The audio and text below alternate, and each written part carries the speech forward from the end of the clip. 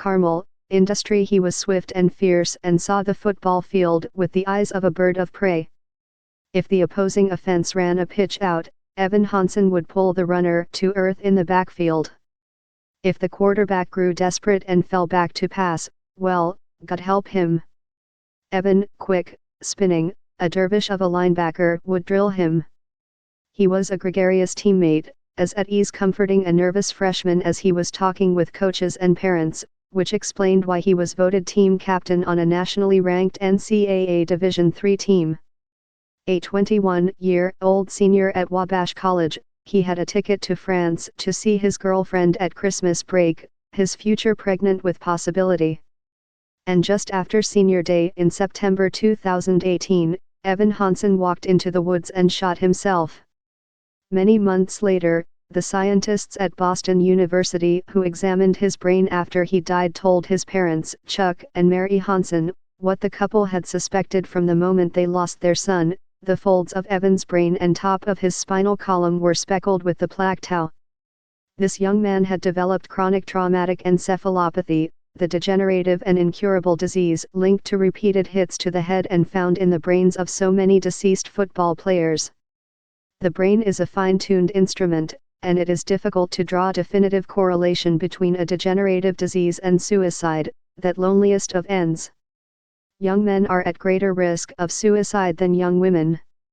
That said, depression is a handmaiden of CTE, according to those who have studied the disease, as are short-circuited memory and a sense of bewilderment, and all those problems haunted Evan in his final months. Evan's father and mother, Chuck and Mary, invited me recently to talk at their kitchen table in a handsome brick home on a cul-de-sac north of Indianapolis, surrounded by photos of their 3 sons, strapping young men with big smiles. Evan, 6'1" and 200 pounds, began to struggle with depression when he was 19, they said, by which time he was in his 11th straight year of playing tackle football with that relentless abandon of his. He was fearless and not afraid of pain, Mary said. Stick your nose in there. He loved the game. As afternoon yielded to twilight, the couple spoke of their son in tenses that alternated between present and past. They have decided to speak publicly about his brain injuries and his struggles with depression. With their words, they hope to lead other parents to an understanding of CTE, and to a more cautious relationship with tackle football. The Hansens are observant Catholics and believe in providing succor. Chris volunteered at his church, working as a Spanish translator at a food pantry for homeless and poor families. At Joe's butcher shop, he would greet regulars with a buoyant hello and a touch on the arm. At school, he ran in No Jock Clique. More than once, parents asked him to speak with their children and help work through one adolescent struggle or another. Then depression's whirlpool began to tug at him. Mom, Evan said, my life is so good and yet I feel dark. Evan saw doctors and took medications, although those made him feel worse. There is no medication or cure for CTE. But he did not withdraw from the world. He was so close with his former girlfriend, Brianna, that he often stopped by and talked with her parents.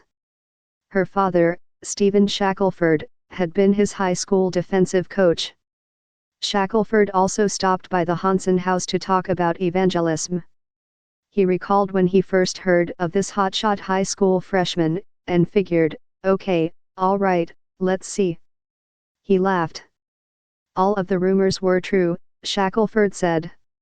If I had a son, if I could picked a husband for Brianna. He fought for composure. Evan was the model. He set the bar.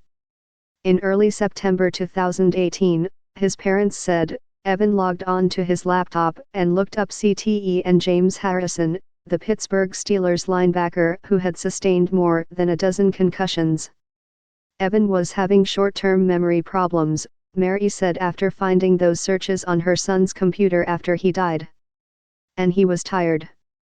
Silence fell and Chuck added, he believed he had CTE, and maybe he didn't believe he could handle it anymore. On senior day at Wabash in September 2018, Evan had dinner with his parents, laughing, eyes sparkling. He went to a fraternity party and the next day attended team meetings with the coaches. He spoke of coming games against Wabash rivals. That night he slept at a classmate's home, set amid forest and cornfields. The classmate went to work. Evan rose, found a gun and walked into the woods. He made 3 phone calls to 911 and hung up each time. Chuck looked at the navigation signal on his son's phone and realized the locator had not moved, and that stirred concern. He traveled to that signal and found his son's body. Chuck spoke quickly, sentences rolling one upon the other. "How it got so bad so fast is what confused us," he said. "One minute he's texting with friends and then he got a hold of a gun and fell on his sword. The unavoidable question is about the toll taken by football." Evan began to play tackle in 3rd grade. He made the Garin Catholic High School team as a freshman and played on it for 4 years, at running back on offense and middle linebacker on defense. He played 4 years at Wabash. He had knee surgeries, broke fingers, wore a strap to keep his shoulder from dislocating. And he never asked out of games. Football gave Chuck and Mary's high-spirited smiling boy so much pleasure and let him find himself as a leader. Yet that passion became his undoing, and they feel obliged to talk of it. "Evan loved football and we loved watching him," Chuck said. "It's such an ingrained part of our culture, to even say anything bad about it is like saying something bad about the Pope." Mary nodded. "Evan had a good mentality for football. It was not a good mentality for our son's life." 1,300 people crowded into the pews at Our Lady of Mount Carmel Church for Evan's funeral. Mary and Chuck stood on the receiving line for 5 hours, comforting those who came to comfort them. Then they took Evan to Our Lady of Peace Cemetery, where they laid his body to earth between 2 young oak trees. We talked into the winter night as Mary and Chuck showed me photos of their smiling son. "You must," I offered, "be tired." They shook their heads. "This is the promise I made to Evan a few days after," Chuck said. "I told him, I'm not mad at you.